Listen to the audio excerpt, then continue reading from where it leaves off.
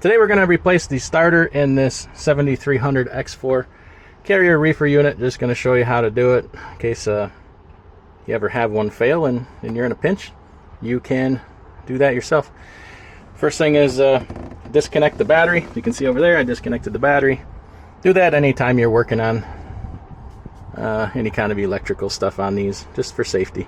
And then if you're concerned about, hey, I might not remember how it goes back together, just take a little picture and you'll remember where everything goes. We got these wires that connect down here, and then end of the solenoid right there, which is dirty. I have cleaned that up in the past, but we're replacing it anyway. So, and then you're going to need to snip these little zip ties here because we're going to replace one of those little harnesses right there. And then you have a couple bolts, one here, just those two bolts, and she's going to come off of there, and we'll put the new one on. So not too complicated. Let me show you the new starter here. This is my new starter I got. Now I will say this, people are going to criticize, whatever. I usually prefer the OEM carrier starters. In my opinion, they're better, they last longer, they're a couple $100 more, but to me it's worth it. In the reefer business, you sometimes just go with better parts to avoid having a freight claim or something. It's just my opinion. You're welcome to your own. Comes with the new harness here. We're going to use that, replace two of the pieces of wiring on there.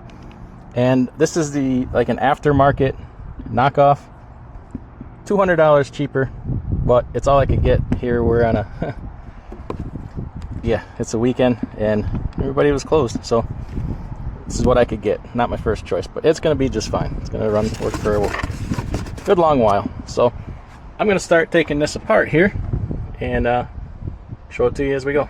Just hold the other starter up here, just like so. Dang, that's heavy. Just like so. You can see that your bolt holes line up down here and your solenoid sits in the right position. Hard to make this video here with just one guy with one set of hands, but you get the idea. Alright, you got this white connection here to come apart. You can see this runs down to the negative side here. It's going to come out with this nut here.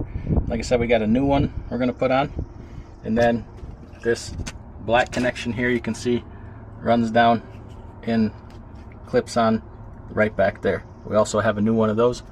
We're going to install both of them while we're doing this. So the old starter came out real nice. Just want to show you, this is the top bolt that goes in back behind there, and this is the bolt that goes on the front side. If you remember, what threads into the unit there, and then on this side your terminals go for your wires. And we can look, there are teeth. We didn't have any teeth missing or anything, but let's just take a look here. Oh, everything looks good there on the flywheel. So what I'm gonna do while I have this out is I'm just gonna clean up this surface. I'll be careful not to force dirt in there. You don't want dirt going in there. And then I'm going to clean up these terminal ends here, what we got, and make everything look pretty. Just a little something to make this easier for you. Go ahead and put together your white line here to the negative, and this one here, this harness. Go ahead and put these on before you put the starter up in there. Then you don't have to fight with it in a tight spot there. So this is ready to go together. They did give me a new nut and washer for here, but they don't give you new mounting stuff there. So all right, we're all back together here. Ended up playing, this one does work better with 11/16 wrench and 14mm here, and then 1/2 inch, and on the old one 12mm, but this new one 1/2 inch fit perfectly. So just slightly different. I think the old ones are, yeah, anyway, doesn't matter. When you're putting it back in here, everything should just go nice and easy. Make sure nothing binds up. Alright, moment of truth here. Let's see how we did. Everything's tidied up, looking good. Just gotta wait for it to start up here. Once this starts, I'm gonna run the whole unit through a pre-trip, just to it's good to do that at least once a week, but I like to do it a few times a week, make sure everything's checks out good.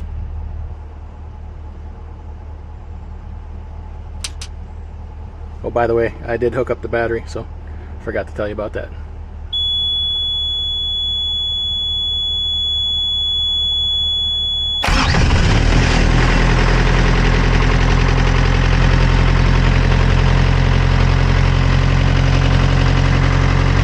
Are you looking to help save money on some do-it-yourself projects like the one I just did on this reefer, putting a starter in and a display screen?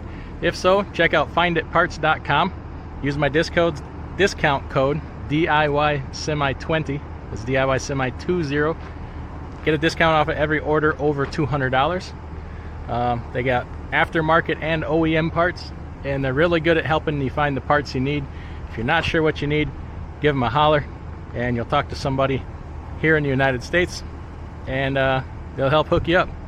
That's finditparts.com, DIYSemi20, discount code.